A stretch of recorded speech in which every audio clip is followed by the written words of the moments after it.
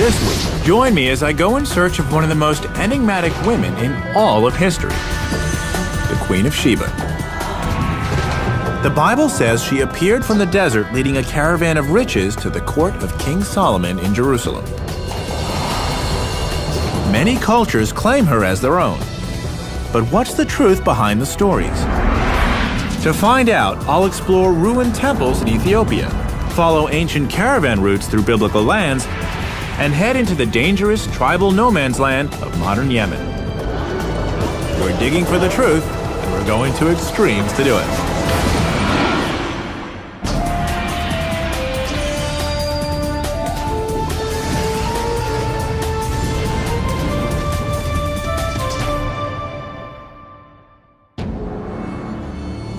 Exotic romance surrounds the legend of the Queen of Sheba.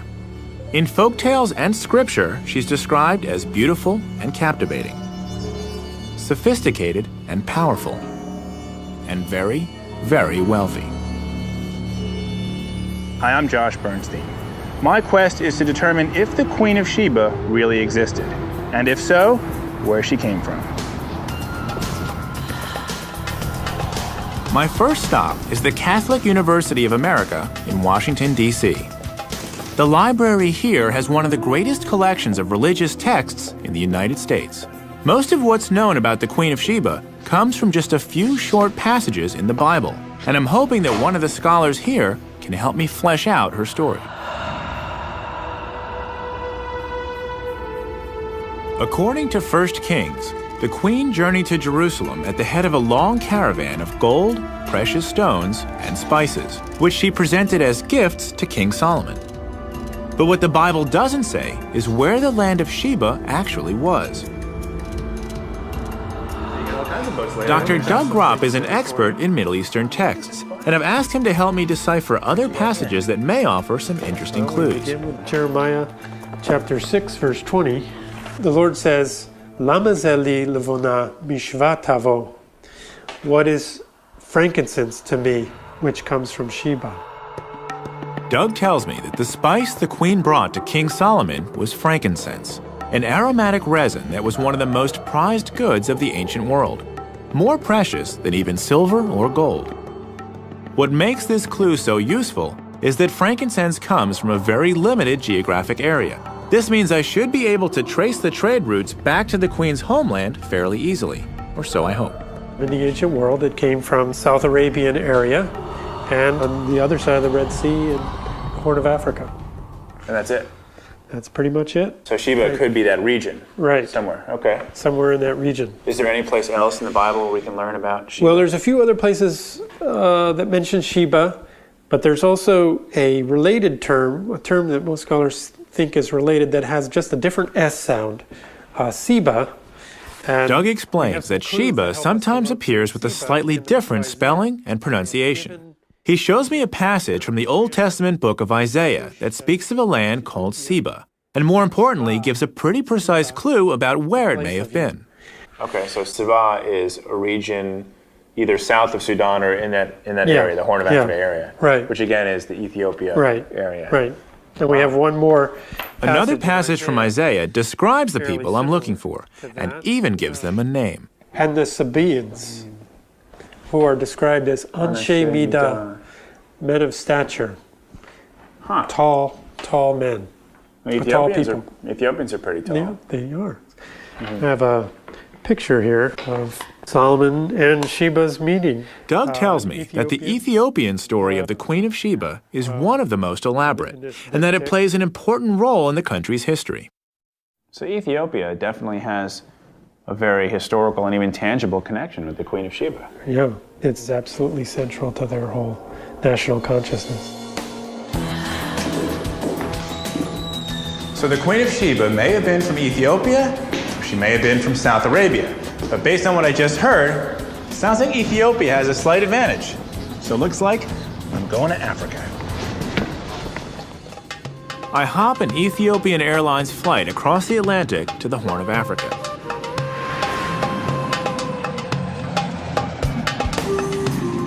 I've been to Ethiopia before, looking for the Ark of the Covenant, and I'm really excited to be back.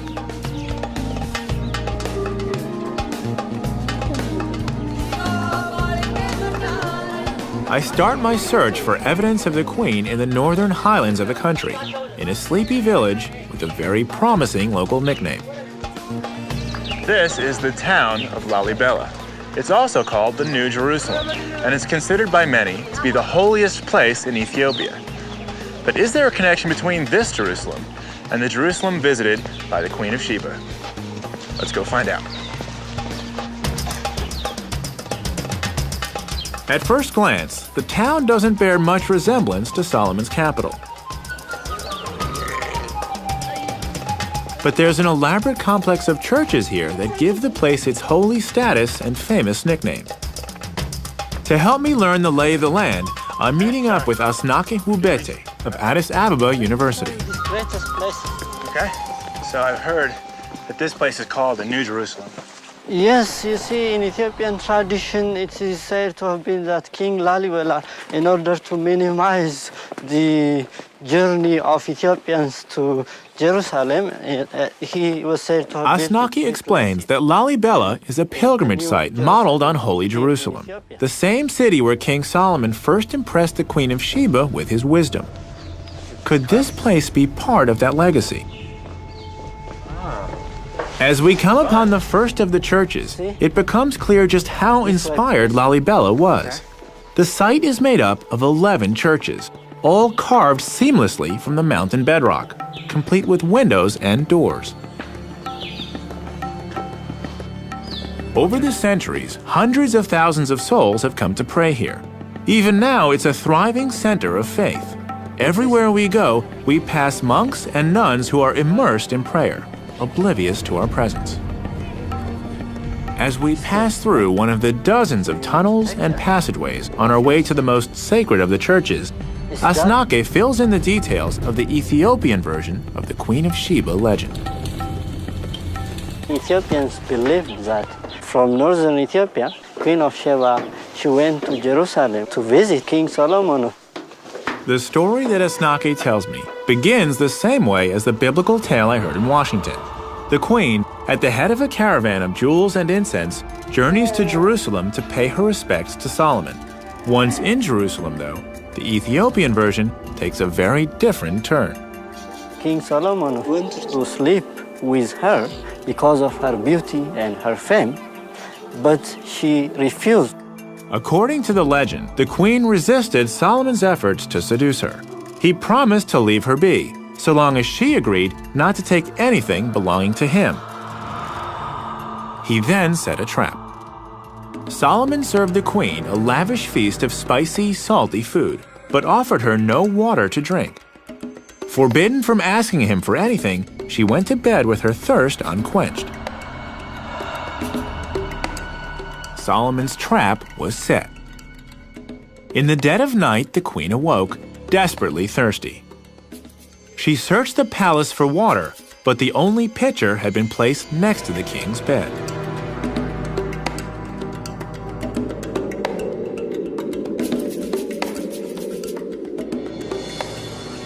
The queen had broken her promise, and Solomon felt entitled to break his. According to the legend, the queen bore Solomon a son as a result of that night. Named Menelik I, he founded the Solomonic dynasty in Ethiopia, a dynasty that lasted 3,000 years and ended only with the death of the Emperor Haile Selassie in 1975. Drawing such a connection is a critical part of Ethiopian history and identity. By tracing their descent to Solomon through the Queen of Sheba, the Ethiopians thus become children of Israel and among God's chosen people. The spiritual importance of this New Jerusalem is even more apparent once we reach our destination, the most dramatic church in all of Lalibela. Carved into the shape of a cross, Bet Georgos, or the House of St. George, was the last of the churches to be constructed. The elegant workmanship and fine detail speak to the extra care that was taken in carving it. As we descend through the winding trench towards the entrance, I can't get over how incredible this place is. What's amazing is that a lot of the stone that they had to remove to make those temples had to go out these narrow corridors. Look at how narrow that is.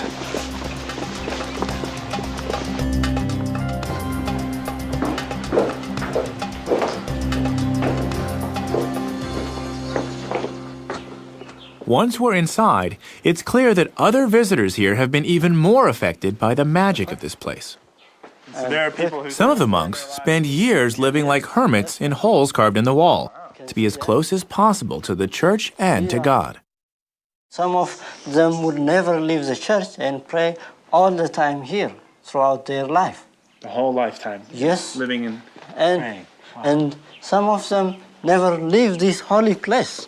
So people really did everything they could to be close to this place. Yes, yes. And this is one example. For instance, these are skeletons of people who were believed to have come from Jerusalem, Jewish people. Asnaki shows me the skeletons of pilgrims that the local folklore says came all the way from Jerusalem to pray here at Lalibela. Wow. It's a little bit creepy, huh? Yeah. Their piety was so great that they were left here in death to continue their devotion. Yes, They came here to pray, yeah. and then they spent their whole lives here. After they came here, they decided to remain here throughout their life. And they died. It's clear that Jerusalem and the Queen have a profound spiritual influence here. But what does this tell me about where to find her? This is a very nice question. Naki says that Lalibela was completed only 700 years ago. Scholars believe the Queen of Sheba would have ruled in the 10th century BC, nearly 3,000 years ago. So I clearly need to go further back in time to find a tangible connection to the Queen. But Asnaki tells me there is a civilization in Ethiopia that could date back far enough. I just have to travel a bit farther north to find it. Could this be the Sabaean kingdom that Doug told me about back in Washington? I've come to the Horn of Africa searching for the Queen of Sheba, and learned that one of the gifts she brought to Solomon was frankincense, which comes from only a few places around the Red Sea. In Ethiopia, I visited a place called the New Jerusalem, where I learned how important the Queen is to Ethiopian national identity. Now I'm following a lead that's brought me into Tigray province, the heart of frankincense country. I've hooked up with my old friend Misgana Gananu to learn more about this precious commodity. So frankincense has been used in Ethiopia for thousands of years. This is from 1,000 years ago. The land of frankincense. The Bible says the Queen brought Solomon quantities of incense that would never be equaled. Learning the history of frankincense in Ethiopia could shed light on whether the Queen might have started her journey here. So frankincense is used throughout Ethiopia in Throughout. all types of religious ceremonies. All type of religions. When we have the church mass service, it should not be without incense. No incense, no service, no incense, no life. And now we're going to go see how it's actually Now done. it is the same way of the doing from old tradition until now. So the process hasn't changed too much. Not too much. Everything is doing by hand. It is We've come to the town of Shire, where frankincense is still processed in the traditional way for sale throughout Africa and the Middle East. Working in this building inside. As soon as we walk in, I can see why he said things haven't changed much. This is how they are preparing for market, for selling. Everyone here is working on frankincense. When they come Here to in woman- Tigray province, frankincense is a major part of the local economy, just as it's been for millennia. Production involves every member of the community. So the mothers work here, the fathers are out there collecting this, They are collecting in and the kids forestry. don't really have any place to go, so they come here and help They their come moms. here and helping the family, the elder, Okay. the parents. Why don't you show me what's happening right here? She is cutting, separating the best quality incense. Frankincense is harvested as a resin that oozes from cuts made into the boswellia tree. Frankincense is actually in the The bark. process isn't actually that different from tapping maple trees to make syrup. Only with frankincense, the resin is allowed to harden on the trees. The resin-encrusted bark is then sliced off and brought here, where these women separate the hardened incense from the wood. That's not so good. We want, So good, sharp round. you think? That's round. I decide to give it a try. She's happy. She's like, hey, he's helping me. Or she's like, hey, he's messing up all my hard work. We'll find out soon. Is that a good piece? No? Ah, okay. See that? A little speck there? That's got to come off. I want to make it as clean a resin as possible, right? Clean resin? Yes. Clean resin. She's got to have a really good eye for that, you know? What happens next? Okay, I'll show you now. Okay. Okay. Thank you. Namaste, Kinale.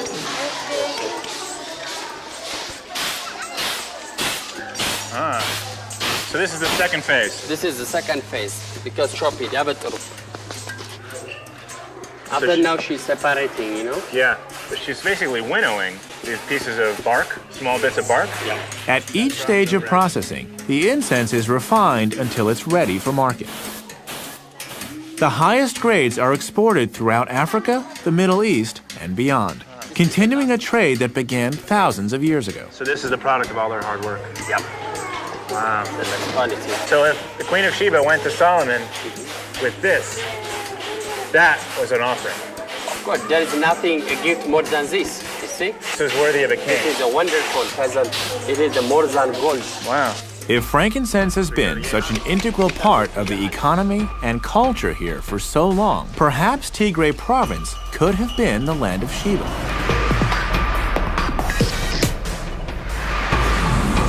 We head on to the tiny village of Yeha, just a couple of hours away, to check out a temple.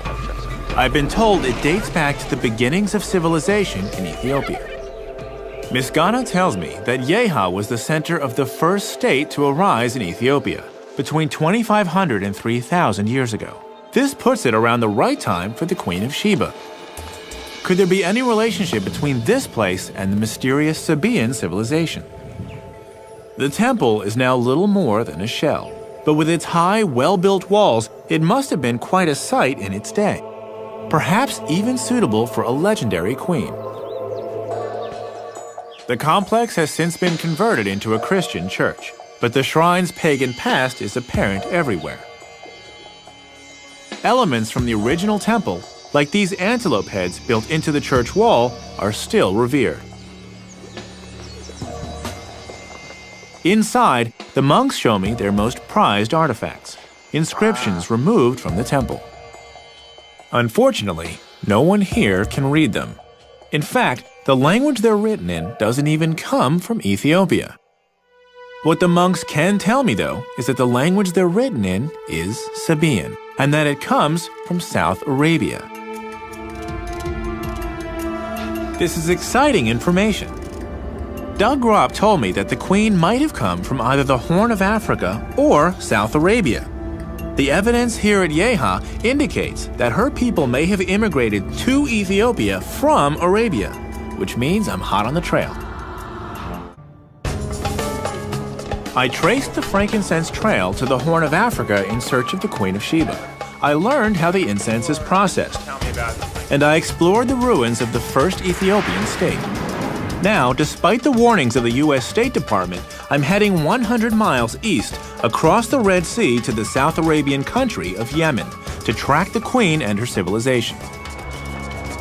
My first stop is Sana'a, the ancient capital of Yemen. So I've come from Ethiopia, where I've learned that this Sabaean culture has roots here in Yemen. Of course, yes. What is the relationship? Dr. Hussein Al-Amri is a professor at Sana'a University. The Yemen in that time was a center of merchants, and Sana'a, the capital especially, was one of the oldest souk of Arabs. Really? So this city is one of the oldest markets? Yes, there were. Hussein believes that the Queen civilization was based here in Yemen and was built on commerce. He explains that the Yeha temple I saw in Ethiopia was actually a Sabaean colony, established when they extended their trade networks into the Horn of Africa. So people have been meeting here for thousands of years? Of course, yes. Buying, selling, watching, spending their time. Beautiful city. So tell me about the Sabaean civilization lay at the crossroads of trade and antiquity, controlling the movement of goods between East and West. This is the spice section. Spices from India, gold and ivory from Africa, silks from China, and of course frankincense all passed through the kingdom of Saba before heading north on the caravan routes to the markets of Egypt, Mesopotamia, and the Mediterranean. You seem to sell everything. Special price today, just for you, my friend. But Sana'a wasn't the Sabaean capital. If I'm to find the queen, I need to head to a city called Marib, just 100 miles east over the mountains. But it might as well be a world away. It's in a very conservative, tribal area of the country that's known for its animosity towards outsiders. I'm told in no uncertain terms I should postpone my visit. In order to even make the trip, I need to find the right escort. Al-Uzair store. Hussein sends me to the former governor of Marib and the present governor of Sana'a, Abdul Wahed al-Bukhiti.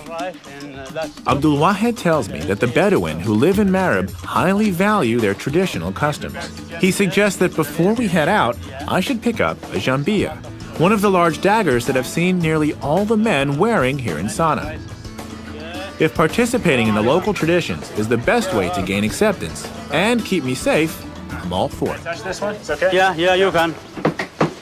Then which is more important, the blade or the handle? The handle. The handle. Yeah.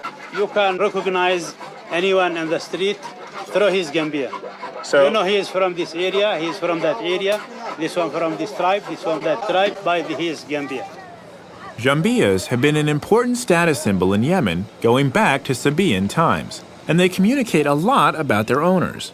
History and personality count. The older the jambiya handle, the more prized it is. Abdul Wahed tells me that one sheikh recently paid $1 million for an especially prized jambiya. what do you think? It's pretty nice, huh?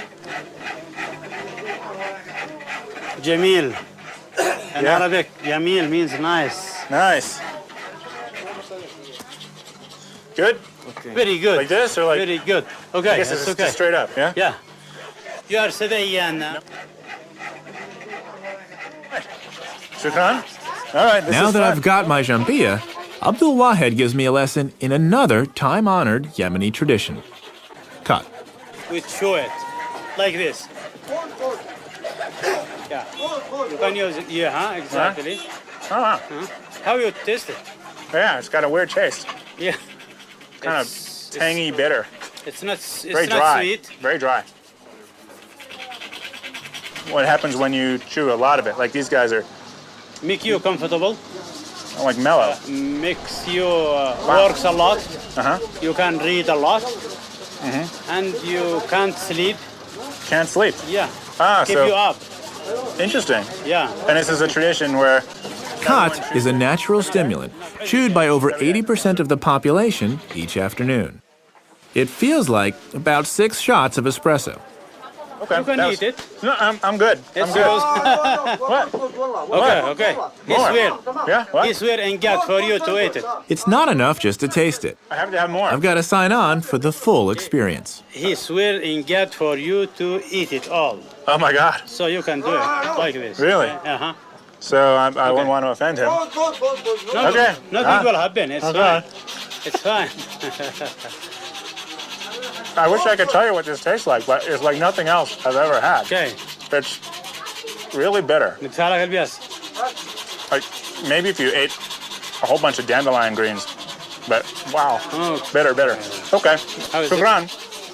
I'm gonna wait until I get some sort of effect, and I'll just float away. Okay, now we can pay him. Now that I've had my crash course in Yemeni culture, I'm ready to head into the tribal desert. So I'll settle up with this man here. Okay.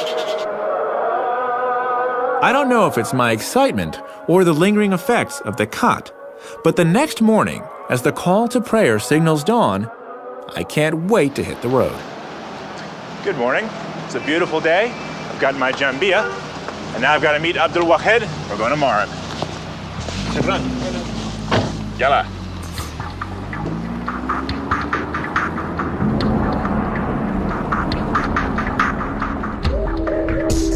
The road to Marib takes me from the mountainous highlands of Sana'a through some spectacular scenery to the flat, dusty edge of the vast desert known as the Empty Quarter.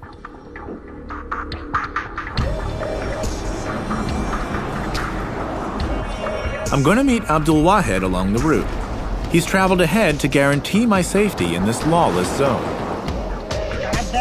Over the years, this road has developed a well-earned reputation for highway robbery. Good morning. Some of the tribes have been known to kidnap travelers and hold them for ransom. It's been good. Traveling with Abdul Wahed should make things go smoothly, but even he takes precautions.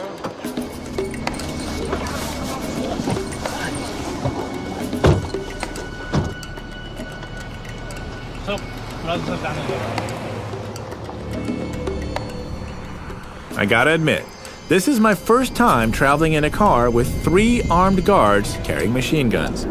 It's a little unsettling. You always travel with guards? Huh? You always travel with guards? With armed guards? Yeah. When you come to Marib, you need to have guards. Things have gotten better in recent years, but the 14 checkpoints we passed through along the way speak to the still volatile conditions.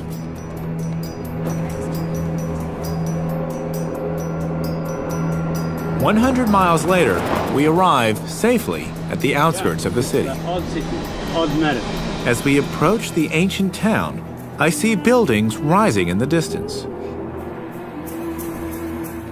When we get closer, though, it becomes clear that what I see is a city of ruins.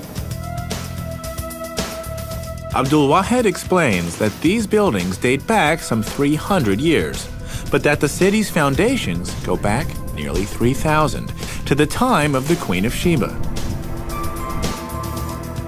After so many centuries of civilization, it was a modern war in the 1960s that finally left old Marib a crumbling relic, inhabited by only a few lonely squatters.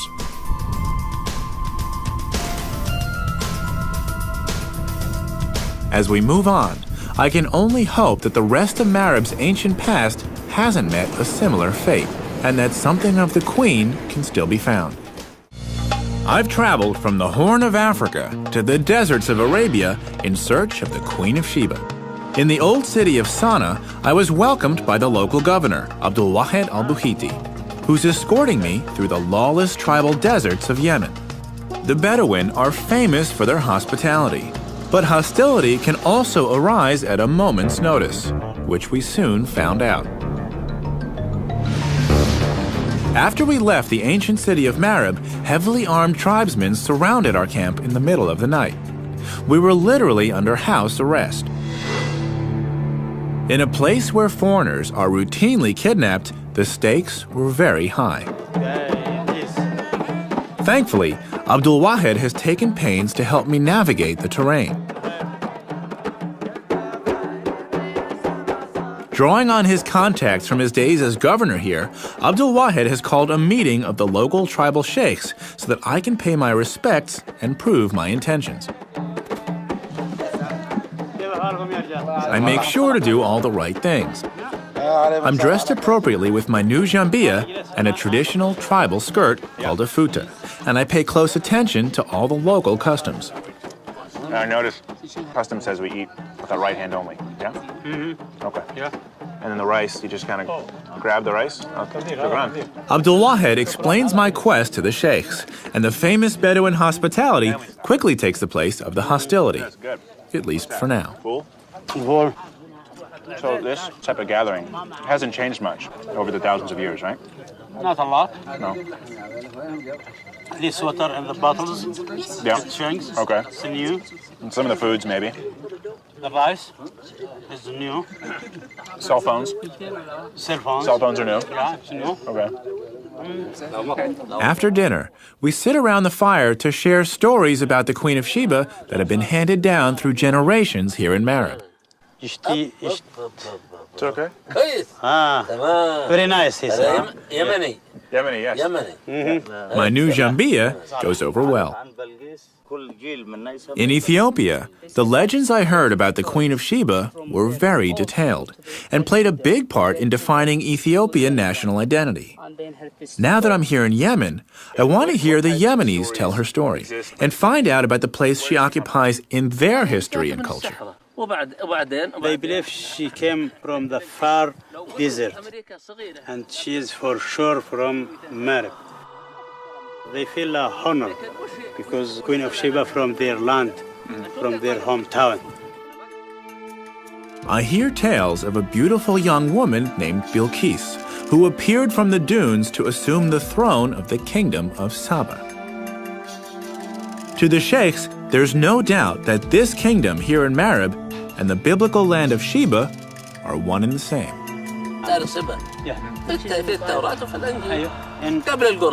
In the holy books. Yes, and in the Quran. The Quran also tells vivid stories about the kingdom that Bilqis ruled, and what's more, where to find its remains. it was a heaven. Sheba have 2 heavens. The sheikhs explain that the land of Saba is described in the Quran as land of the 2 paradises. The name comes from 2 oases created by a massive dam the Sabaeans built here in Marib, a dam whose ruins, they tell me, can still be seen nearby. It sounds like I need to go to see this dam and to explore Marib further. Do I have the permission of the sheikhs to do so? هل يستطيع أن يعتبر أنه لديه تصريح من المشايخ يتحرك بمارب حيثما يشاء؟ هذه تعتبر سير مع الجنبية يمنية.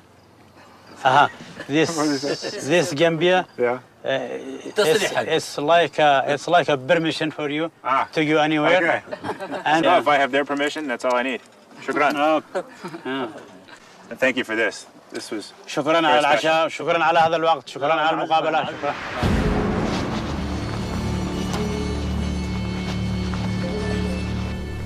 My evening with the sheikhs went over very well. Not only did I gain their permission to explore their land, but the stories they told me about the Queen of Sheba have inspired me. Now, my goal is to search for archaeological evidence to support their stories. I've arranged to meet archaeologist Zaydoun Zaid at the Marib Dam to tell me more. So this is one of the towers of the Dam of Marib. Yeah, this is the north tower, that's right. Where's the other one? The south tower, just ahead of your eyes, that part, you see it? There, the south one. There. Wow. So there was a wall going The between dam's wall stretched from where we're standing all the way to the south tower, over 2,000 feet away. That made it about twice as wide as the Hoover Dam. The water it controlled was used to irrigate the valley below, supporting an estimated 35 to 50,000 people. This really must have been a lush green valley. Well, as you can see now, it's still green. And you can imagine at that time, it was much more. Yeah. The water which was coming out of here was supporting at the 2 sides of it, something like paradise. 2 at 2 sides of them, one at the right, one at the left. I've heard about this. So this is the left paradise and the right paradise. Exactly. That's it. The dam worked by collecting runoff from the mountains and then channeling the water into sluice gates on either side of the 2 towers. The gates, in turn, led to canals that branched into the valley below, creating the oases that gave Saba the name Land of the 2 Paradises. As Zaydoun and I make our way to the South Tower, I ask him what led to the collapse of this incredible structure and the civilization that built it. There's 2 theories about it. One which will say that the dam was destroyed by a strong earthquake. Zaydoun says that an earthquake may have toppled the dam, or an unusually heavy rainy season could have damaged it beyond repair. Of course, to the other factor. In either case, the march of history also played a part. From land to sea. A shift in trade routes away from their territory had already dramatically weakened the kingdom, and they were unable to recover from the loss of the dam. What I've seen so far supports what I've heard about a flourishing civilization. But what about the queen? It's thought she would have reigned in the 10th century BC. So here we are, Josh. Wow. What I was talking about. Does the archaeological evidence here date back far enough? Well, the construction of the dam went through different phases, and what we are looking, in fact, at the latest of it. Well, inscriptions on the tower are written in the same Sabaean script I first saw in Ethiopia. Though they date this phase of the dam to the 7th century BC, after the time of the queen, Zaydoun tells me that this is only the latest construction. Its origins go back far earlier. The Sabaeans continually updated and improved their dam over centuries. The Sabaean civilization managed to block this canyon in 1500 BC. So they finished building the dam at that point. But the history of damming using water goes back up to 3200 BC. If this is true, the Sabaean civilization in Marib would have existed at the time the queen made her journey to Jerusalem. In fact, it would have been thriving. All that remains is to find her, and Zaydoun has an answer for that, too. So it would make sense that somewhere in this region is a palace, and perhaps a queen. A queen with a temple. Is that true? Is there someplace around here where that exists? Yeah, exactly. The temple of the Queen of Sheba. Right here? Right here. My search for the Queen of Sheba has taken me across the world and thousands of years back in time. In a religious archive, I heard the stories of her journey to Jerusalem to visit King Solomon. In Ethiopia, I learned that frankincense could have provided her with the wealth she was famous for. Here in Yemen, I discovered that she and her civilization appear in the Quran and in the oral traditions of the local people. I've now come to the possible seat of her civilization, a sand-swept temple that bears her name, Mahram Bilqis, the sanctuary of the Queen of Sheba. To learn what it reveals of the Queen, I'm meeting up with another extraordinary woman. Marilyn Phillips Hodgson of the American Foundation for the Study of Man has been excavating here for nearly a decade. It's a pleasure to be here. Before we explore the temple, Marilyn and I must pay our respects to the sheikh who watches over the site. Sheikh Marzouk and his sons keep a close eye on the Mahram Bilqis, the centerpiece of their heritage, and they want to be sure of my intentions.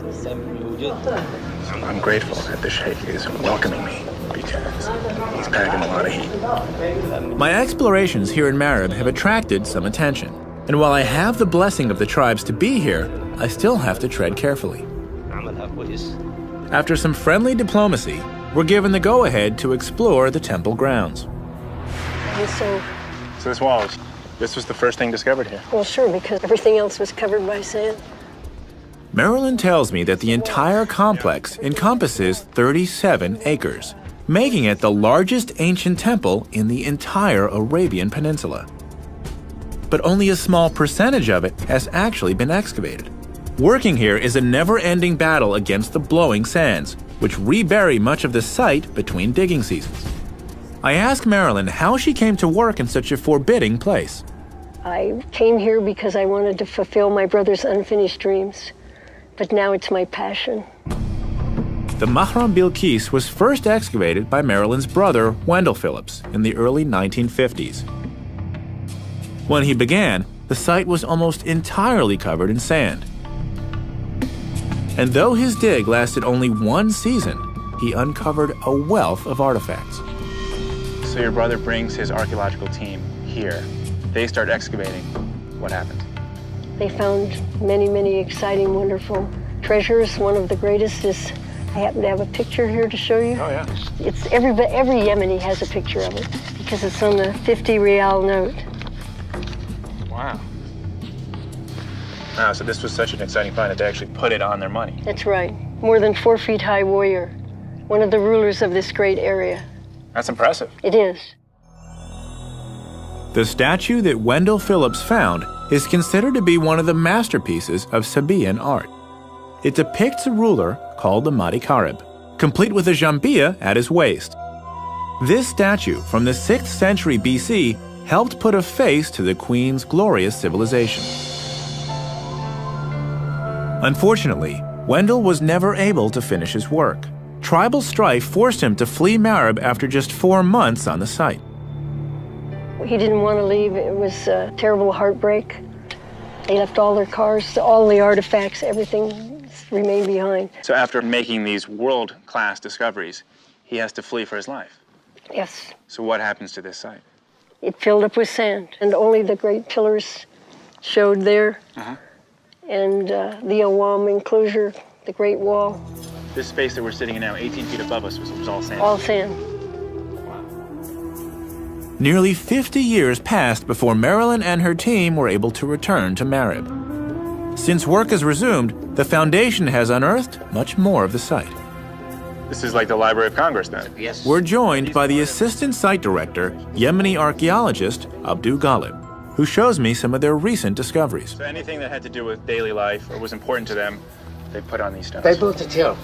The Mahram Bilqis is literally covered in inscriptions from top to bottom. The elegant South Arabian script that I've seen throughout my journey adorns nearly every surface of the temple. This inscription talking about social, economic, and about the tribes, the names, and what they believe, Abdu tells me that all aspects of daily life were recorded here, from ritual dedications to social and economic histories. But the lower part of the timber for different And the things. Foundation's team has only scratched the surface. So, Below this? below this. Yeah. Below this goes back to the 8th century BC, but it's covered now by sand again. So if you were to dig down, If you dig down, You will go down 15 meters. Like the Great Dam of Marib, the Mahram Bilqis was improved and expanded over successive generations. To date, they have yet to find any inscriptions referring to the Queen of Sheba. But the deeper they dig, the further back in time they go, and thus closer to the time of the Queen. I ask Abdu and Marilyn if what they've found can shed any light on the legends I've heard throughout my journey. This is the main gate of the temple. They take me to a newly discovered area of the temple, where they show me a grand staircase decorated with antelope heads. I've seen these before in Ethiopia, and both cultures claim to have this belief that the Queen of Sheba is from their homeland. Yeah, because the Queen of Sheba is the Queen of Saba. You know, she's a Sabaean queen, and the people who lived in Ethiopia and established the kingdom of Ethiopia are Sabaean people. Wow. So this helps explain the Ethiopians' beliefs that they're descended from the Queen of Sheba. In a way, they are, or at least from her civilization. Why you see the similar decoration and language, writing. Yeah, and writing. So that this was the center. I mean, actually, we're standing at the center of the Sabaean civilization. Yes. And if the Queen of Sheba, which sounds like it, if the Queen of Sheba lived here, then her influence would have spread throughout her domain, and that, you said, went into Ethiopia. Exactly. And that's why they believe that she was their queen as well. Yeah, that's right. It is, you know. Marilyn and Abdu have one last thing they want me to see. At the top of the staircase, they bring me to a wall covered in sand and invite me to help them dig. Okay. Abdu explains that they rebury this treasured artifact after each season to protect it from the elements. Look at that. Yeah. That's a face. As we clear away the sand, I can see why they take so much care. Who found this? Me and Marilyn when we were digging here in 2001. That must have been pretty exciting. Yeah, it was. It was very exciting. Look at that. So. Every time you see it, what do you think? It became more beautiful. More beautiful. Yes. You know. This is my favorite discovery. Even though it's not as early as the time of the Queen of Sheba, I'm sure that when we do see the statue of the Queen of Sheba, she will be something like this. It's clear that the Mahram Bilqis is an incredible archaeological site. Every season of digging reveals more about the remarkable Sabaean civilization and brings Marilyn and Abdu closer to finding the real Queen of Sheba. She speaks to you. She says, keep digging. Yeah, we'll keep digging. And to think that just by digging another 10 meters, you could come face to face with the most famous queen in the world. Yeah, somewhere we are going to find the Queen of Sheba. So you don't believe it's a question of if, but just a question of when? It's a question of time and a question of work. So we're going to find her here. My mission to uncover the real story of the Queen of Sheba has been a success. I haven't found her yet, but I have found her civilization and learned firsthand how she became so important to cultures in both South Arabia and the Horn of Africa. Perhaps Marilyn and Abdu will find her here, and perhaps very soon. What is certain is that the story of this legendary queen will continue to captivate.